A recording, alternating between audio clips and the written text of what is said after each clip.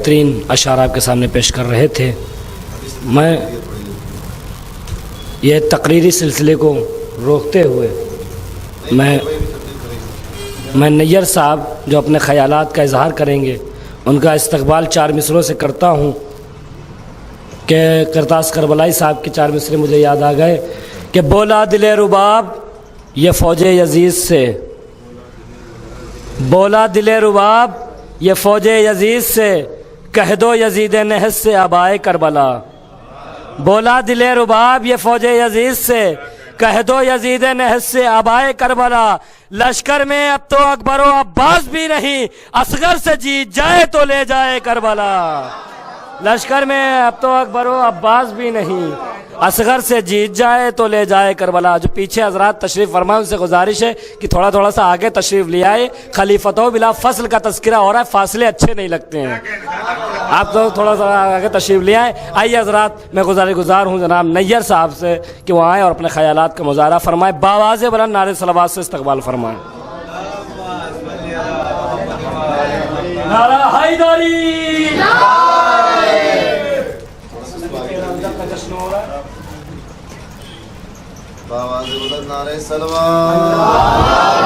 برادران ملت السلام علیکم۔ آپ ہم سے بہتر طریقے سے جانتے ہیں کہ اس دن کی اہمیت اور اس دن کی مسرت کیا ہے، کہنے کی ضرورت نہیں ہے، کیونکہ یہ وہ دن ہے جس دن وہ بنا پیدا ہوئی ہے، اس کے بنا پر دین اسلام مکمل ہوا ہے۔ تو اس دن کی مسرت اور اس دن کی عظمت اور اس دن کی ہیبت اور اس دن کا وزن کو دیکھتے ہوئے میں آپ سب کی خدمت میں مولا کائنات مشکل کشا علی ابن ابی طالب کی ولادت بسعادت کی دل سے ڈھیر ساری مبارکباد پیش کرتا ہوں، اور اپنے زمانے کے امام کی خدمت میں بڑی ادب و تہذیب کے ساتھ آپ سب کی طرف سے ان کے جد امجد مولا کائنات مشکل کشا علی کی ولادت بسعادت کی پرمسرت مبارکباد پیش کرتا ہوں۔ آقا قبول فرمائیے۔ یہ بچوں کا مقاصدی سلسلہ تھا، لیکن مولانا کا حکم تھا، علی جناب مولانا سلمان صاحب کا، کہ یہ ناچیز خاکسار ذرہ بھی آپ کے سامنے لب کشائی کرنے کی ہمت کرے۔ بہرحال ہم سب اس در سے جڑے ہیں، اس در کو مانتے ہیں، اس در کے عقیدت مند ہیں، اس در کے شیدائی ہیں، جس کی فضیلت باب علم ہے۔ بے شک رسول مدینہ علم ہیں، لیکن رسول تک پہنچنے کے لیے اس دروازے سے تو بیاں جانا ہی ہوگا۔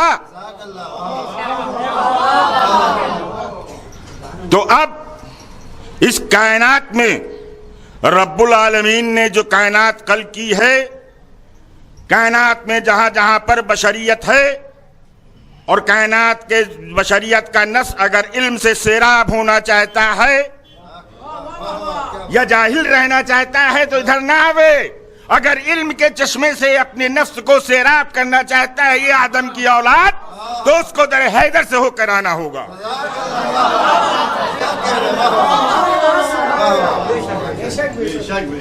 مولا کائنات علی ابن ابی طالب کی فضیلتیں اور ان کے علم، ان کے کرامات اور ان کے اختیارات بیان کرنا اس کائنات میں کسی بنی آدم کی ہمت نہیں ہے۔ اگر ان کی فضیلت، ان کے علم اور ان کی حیثیت اور ان کے اختیار کو کوئی بیان کر سکتا ہے تو صرف خاتم النبی محمد مصطفیٰ صلی اللہ علیہ وآلہ وسلم کی ذات مبارک ہے جو ان کے علم کو بیان کر سکتی ہے۔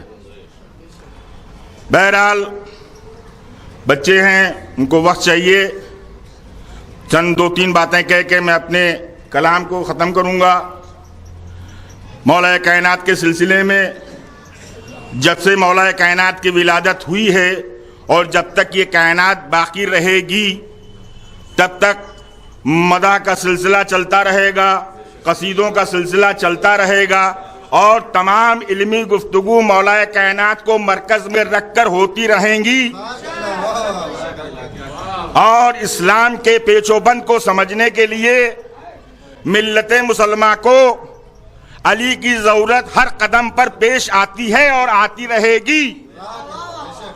تو صرف اتنا کہنا ہے کہ اگر امت مسلمہ اپنے حالات حاضرہ پر نظر ڈال لے کہ اس کی یہ بربادی، یہ ذلت اور یہ پریشانی کی وجہ سب سے بڑی کیا ہے، تو میں سمجھتا ہوں کہ کوئی وجہ نہیں، ایک چھوٹی سی وجہ ہے، صرف علی کو اپنا ولی مان لو، ساری مصیبت اور ساری پریشانی دور ہو جائے گی۔ بڑی مشکل بات یہ ہے کہ مسلمانوں میں ایک یہ بات طے ہو گئی کہ صاحب کلمہ پڑھ لیجئے، نماز پڑھ لیجئے، روزہ رکھ لیجئے، حج کر آئیے، زکوٰۃ دے دیجئے، جہاد کر لیجئے، جنت مل جائے گی، جنت مل جائے گی۔ میرے بھائی، موٹی عقل سے سوچا ہوتا کہ جس کی ملکیت جنت ہے، جس کی ملکیت جنت ہے، وہ کس کو پاور دے رہا ہے، پاور آف اٹارنی۔ اگر عبادتیں، مولا کائنات مشکل کشا علی کے بارے میں بہت مشہور و معروف ہے یہ بات کہ مولا کائنات مشکل کشا علی ہمارا اور آپ کا امام نماز شب میں 1000 رکعت نمازیں پڑھا کرتا تھا، وہی مولا کائنات مشکل کشا علی شب ہجرت ہیں۔ محمد مصطفیٰ صلی اللہ علیہ وسلم ارشاد فرما رہے ہیں کہ علی میرے بستر پر سو جاؤ۔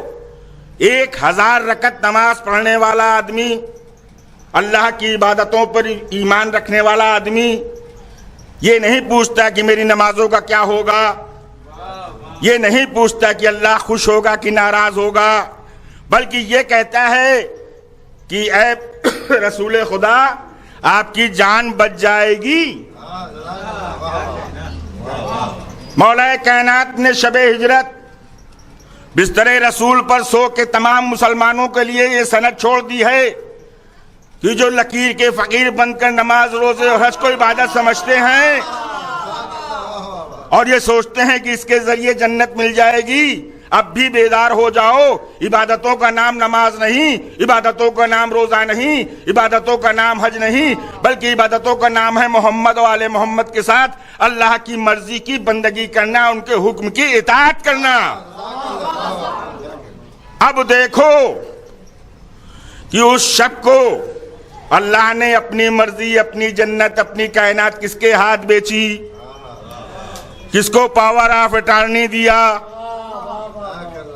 کس کو پاور آف اٹارنی دیا۔ تو اب پاور آف اٹارنی والا جنت دے گا، اس چکر میں نہ رہو کہ جنت مل جائے گی۔ اور وہ پاور لینے والا آدمی کیا کہتا ہے، نہج البلاغہ میں ارشاد فرماتے ہیں مولا کہ میرے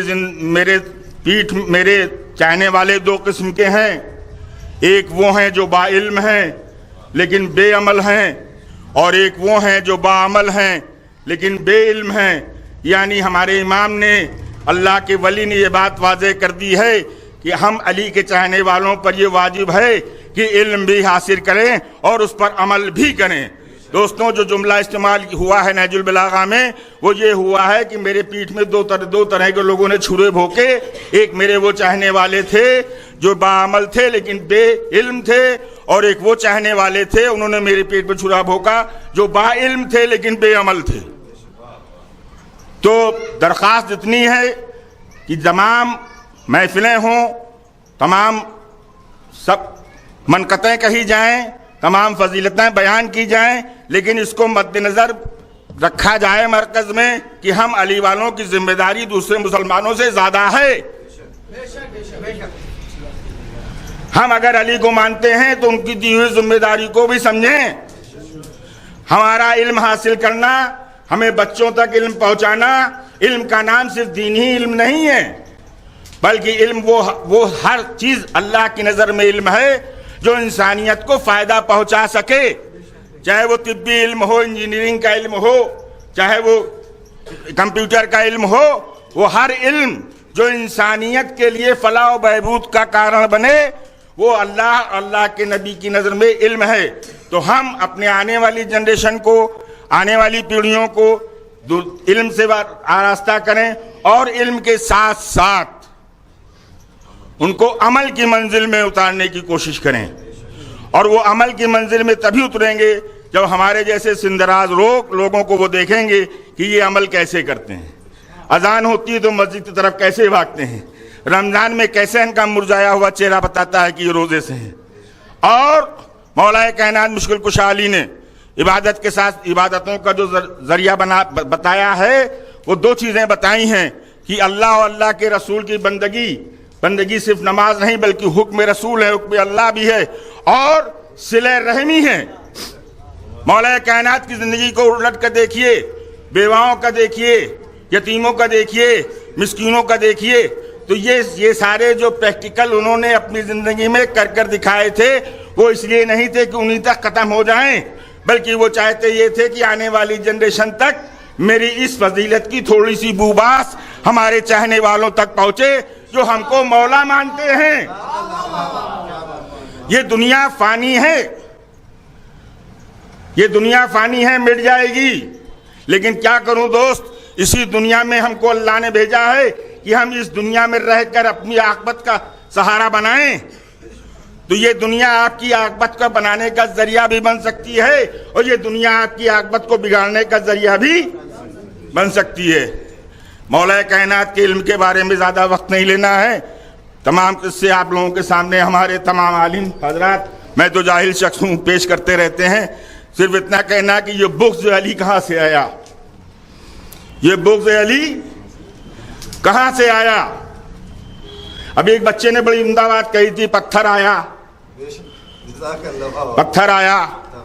لیکن یہ جو عید غدیر کا مسئلہ ہے، اس پر کبھی آپ نے غور و فکر ہم سے بہتر کیا ہوگا. لیکن جو میں اس ناچیز خاکسار نے غور و فکر کیا کہ جناب رسول خدا صلی اللہ علیہ وآلہ وسلم جو مسجد نبوی میں مرکزی حیثیت رکھتے تھے، تمام مسلمان مسجد نبوی میں جمع ہوتے تھے، کیا وہاں اعلان نہیں کر سکتے تھے؟ خیبر کی جنگ میں جب خیبر کا قلعہ علی کے ہاتھوں میں ناچ رہا تھا، وہاں اعلان نہیں ہو سکتا تھا؟ کیا خندق جب فتح ہو رہی تھی تو وہاں اعلان نہیں ہو سکتا تھا؟ لیکن میرا جاہل ذہن یہ کہتا ہے کہ رسول خدا صلی اللہ علیہ وآلہ وسلم نے حج سے لوٹتے وقت ایک میدان اور حاجیوں کا مجمع شاید اس لیے چنا کہ ہمارے یہاں ایک روایت ہے کہ جب آدمی حج سے پلٹتا ہے تو اس کے پرانے گناہ معاف ہو جاتے ہیں، اور وہ ایک ایسا معصوم ہوتا ہے. تو نبی جانتے تھے کہ یہ کتنے بڑے گناہ گار ہمارے ساتھ مسلمان بن کے، منافق بن کے حج کر رہے ہیں. ان کو پاک کرا دو، ان کے قلبوں کو، اور ان حاجیوں کو اکٹھا کر کے جو معصوم ہے روایت کے ذریعے سے، ان کے سامنے علی کی ولایت کا اعلان کرو. علی کی ولایت کا اعلان کرنے میں رسول ایسی ذات اللہ سے کہہ رہی ہے، اللہ رسول سے فرما رہا ہے کہ اگر یہ نہ کیا تو کار رسالت نہ کیا. ارے میرے پروردگار، کیا کہہ رہا ہے پروردگار؟ یہ وہ محمد اس نے اینٹیں کھائے، کانٹے کھائے، کوڑا پھینکا گیا، تمام غلیظ پھینکا گیا، شہر سے بے شہر ہوئے، ہجرت کرنا پڑی، شعیب ابو طالب میں قید رہنا پڑا، کچھ نہیں کیا. کہا کچھ نہیں کیا. اب رسول خدا صلی اللہ علیہ وسلم جبریل سے کہتے ہیں کہ یہ سب ابھی نئے نئے مسلمان ہیں، ان کے دلوں میں بغض ہے علی کے لیے، میں کیسے اعلان کروں؟ تو آیت نازل ہوتی ہے کہ آپ اعلان کر دیے، خدا آپ کا محافظ ہے، ان شرپندوں کے شر سے بچائے گا. تو رسول نے فرمایا کہ چونکہ علی نے، تاریخ یہ کہتی ہے، رسول نے فرمایا بھی ہے کہ علی نے 85 جنگوں میں کافر و مشرکوں کو پکڑ کر مارا. میرا سوال یہ ہے کہ علی نے جس کو مارا کیا ان کے گھر میں گھس کے مارا؟ ارے مرنے کے لیے کیوں میدان میں آئے؟ علی کی پراپرٹی کا مسئلہ نہیں تھا، بادشاہت کا مسئلہ نہیں تھا. معلوم میدان میں اس لیے ہے کہ لا الہ الا اللہ محمد رسول اللہ سے نفرت تھی. اب جب ان سے نفرت تھی تو ان سے میدان میں آئے تو علی نے کہا چلے جاؤ، کلمہ پڑھ لو چلے جاؤ, پیٹھ دکھا دو بھاگ جاؤ, پھر بھی نہیں بھاگے تو مارے گئے. اب یہ لوگ سوال کرتے ہیں کہ صاحب میرے جد کو مارا تھا, کوئی کہتا ہے کہ احد میں مارا تھا, بدر میں مارا تھا, خندق میں مارا تھا, تو ان کے جد کو ماننے والے مسلمانوں کم سے کم تم تو یہ کہہ دو کہ علی کی بدولت تھی, علی اگر تمہارے بزرگوں کو نہ مارتے تو تم مسلمان نہ ہو پاتے, تم قولوا لا الہ الا اللہ نہ پڑھ پاتے. ارے علی کا احسان ہے کہ تم مسلمان ہو, احسان فراموش ہو. علی کا احسان ہے, علی کی تلوار نہ چلتی تو تم مسلمان نہ ہو پاتے. اور یہ بغض کہاں تک پہنچا؟ یہ بغض کربلا تک پہنچا. علی کا سجدے میں ضربت کھا لی تھی تو سجدہ قائم کرنے کی کوشش کی, قائم کیا, لیکن حسین نے سجدہ کی گردن کٹا کے یہ بتا دیا کہ تاب قیامت تک اللہ کا سجدہ حاضر و حاضر رہے گا. السلام علیکم.